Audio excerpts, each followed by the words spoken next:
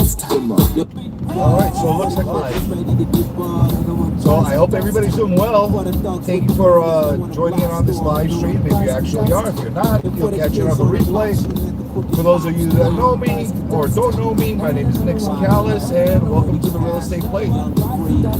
So you probably saw from the title that I had on there,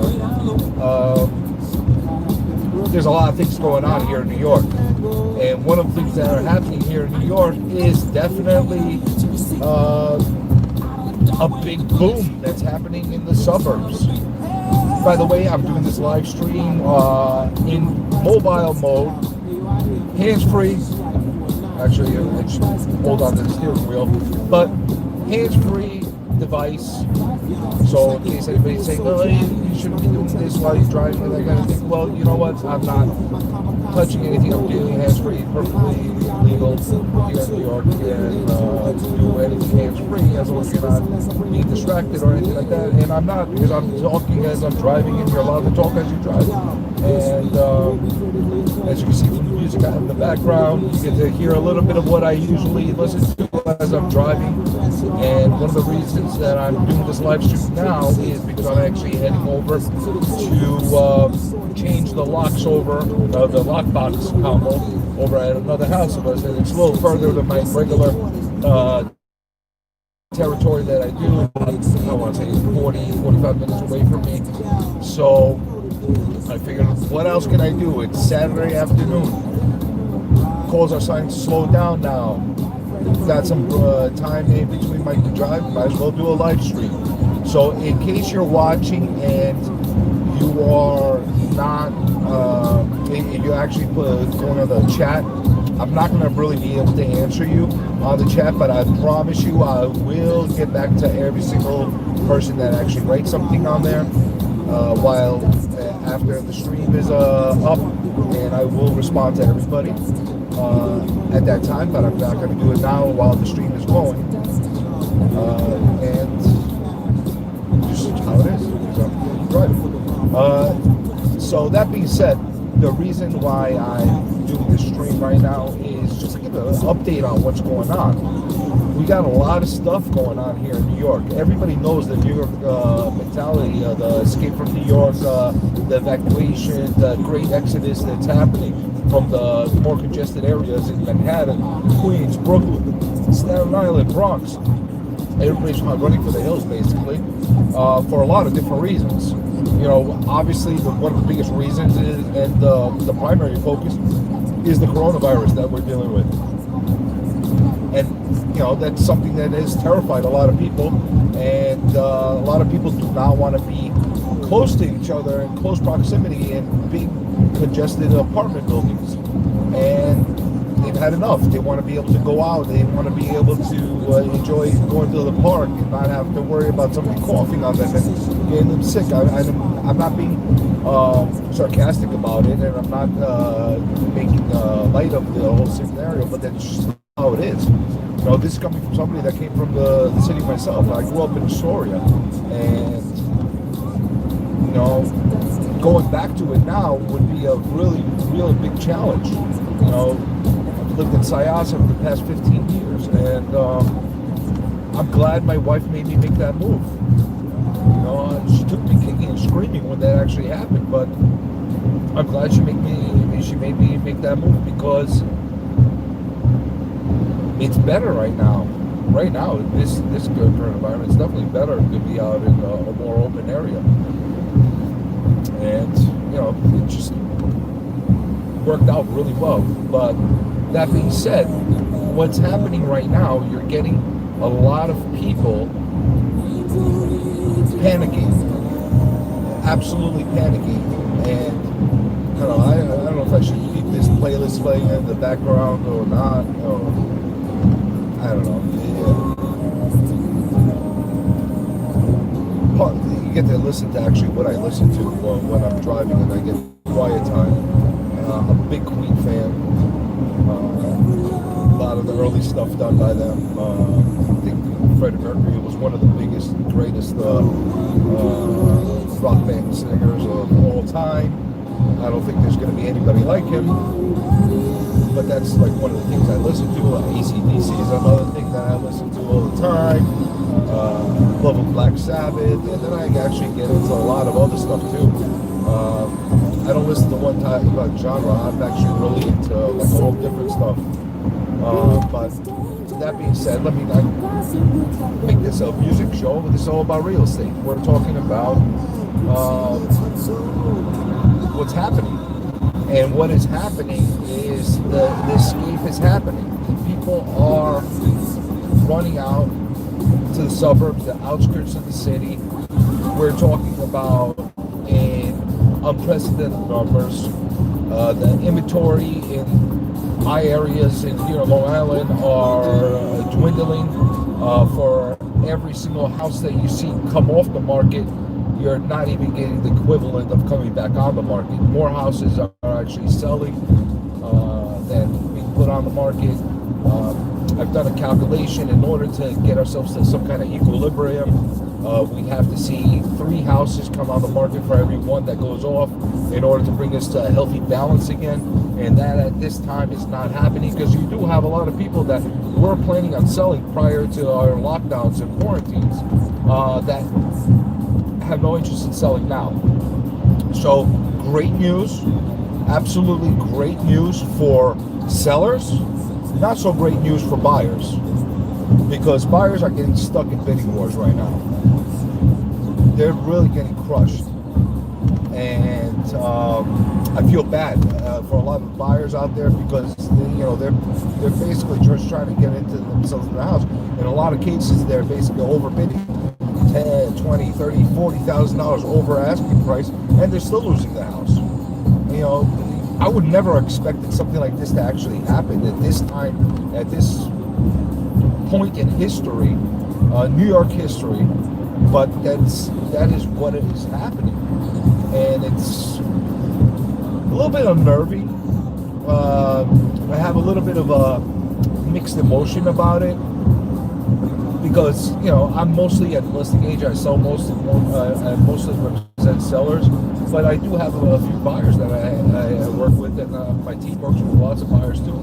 And from the listing point of view, it's great for our industry as far as us just like selling things at higher rates and that kind of thing.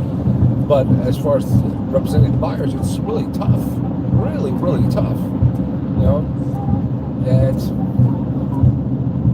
And that's why you got to take a stance. You got to either be a listing agent or a buyer's agent, and you got to figure out how to approach it.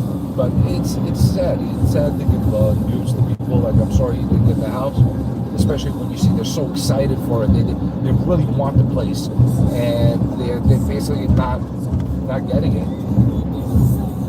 It's in 1 mile exit to the right. You're going to get some navigation going on. I apologize about that. My navigation system, she's a little bit temperamental, and she's got a little bit of an attitude.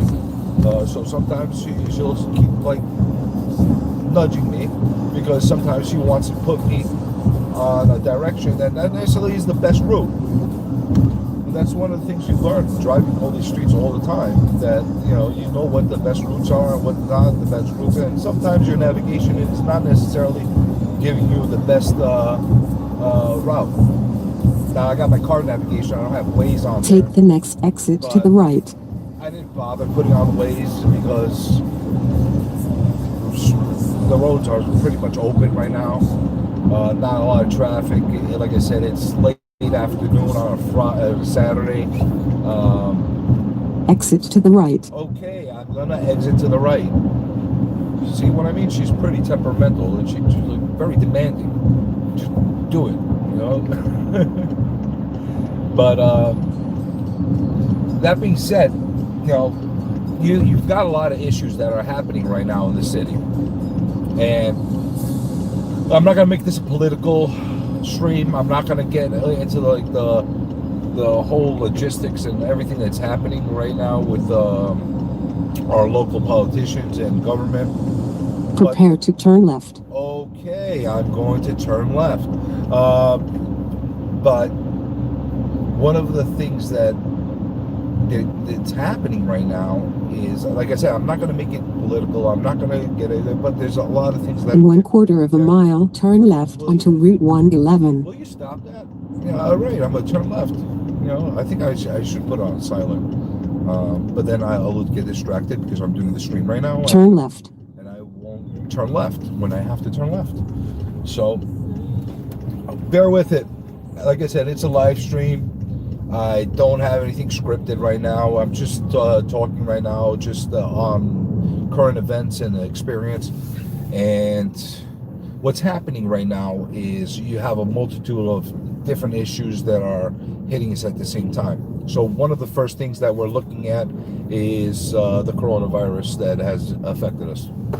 Granted, it's the one thing that has affected everybody in a very personal and in a very national and global type of way. That's not coronavirus. That's because I'm a smoker. But that being said, besides that, and that's a big besides, that's the primary thing. You have other issues going on too. We had all the protests that were going on for the BLM and all that, and they started initially in a nice way, and it was a very noble concept and intent that a lot of people had, but it quickly escalated into riots, and compound that with the fact that all the outcry for defunding police has been in place too.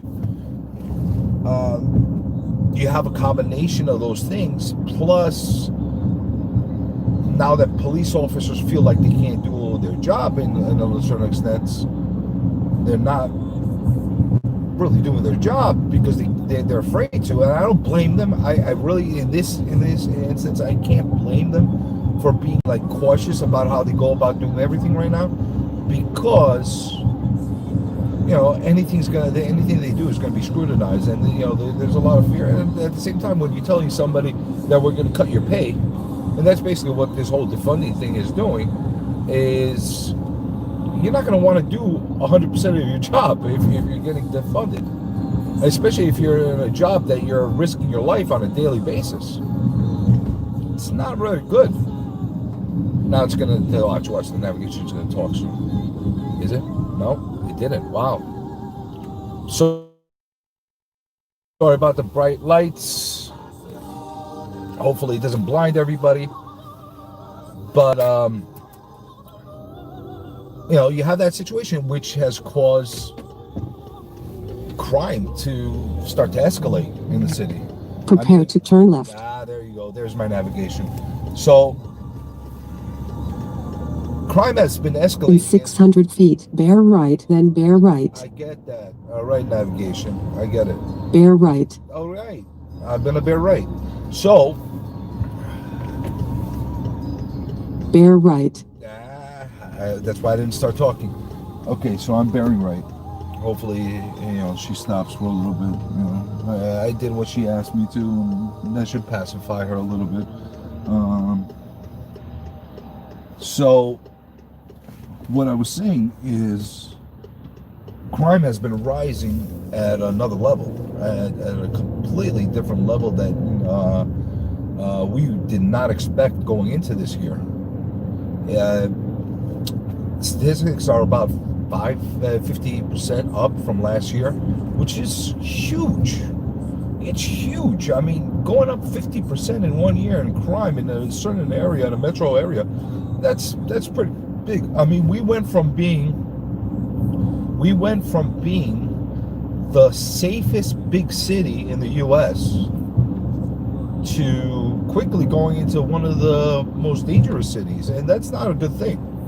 And that's not just the media hyping it up. It's not just me saying this. It's real. All you have to do is take a drive around certain areas and you see what's going on. I don't suggest that people do that at certain times of night and that kind of thing, but it's not the same thing. You got homeless all over the place. People are sleeping, and And not to be like, too crude, pissing and crapping all over the subways. Yeah, they're cleaning everything up and that kind of thing, but still, it's not something that somebody that's paying exuberant rents or exuberant taxes to live in are going to want to live in. So that's why a lot of people are also leaving, because they don't feel safe. They don't like what they're getting. They don't like their environment right now. And this is not me talking. This is a whole bunch of people talking right now that had enough. Will some of them come back? Yeah, I'm sure eventually a lot of people are going to actually come back again. But it's going to take some time. Now, take that issue, you take the coronavirus that we just talked about, and then take the fact that businesses have shut down, and a lot of businesses still can't run at 100% occupancy yet, at 100% efficiency yet. To look at the restaurants alone, only recently they were allowed to open up the indoor spacing 25%, and that's only after the Restaurant Association had filed a $2 billion lawsuit. What, is it timing? I don't think so. I think that was done just to pacify them to some extent, for reasons of the lawsuit. But maybe I'm naive, and it's just timing the way it happened. Go figure. I don't know. Whatever. It is what it is. I'm not going to sit there and say that I know things better than anybody else. These are my opinions. Whether I'm right or wrong, that's what I'm seeing, and this is what's happening.